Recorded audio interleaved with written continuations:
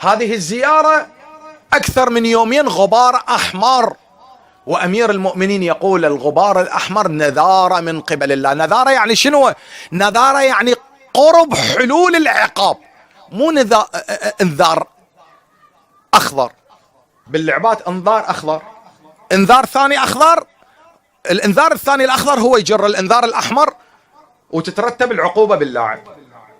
وهكذا في الوظيفة، انذار أولي، مو بالوظائف موظف يسخت موظف يغيب، انذار أولي. الانذار الثانوي يجر الانذار الثالث بإنزال العقوبة. أمير المؤمنين يقول التراب الأحمر انذار ونذارة، قريبة أقرب من الانذار، نذارة إلى الله.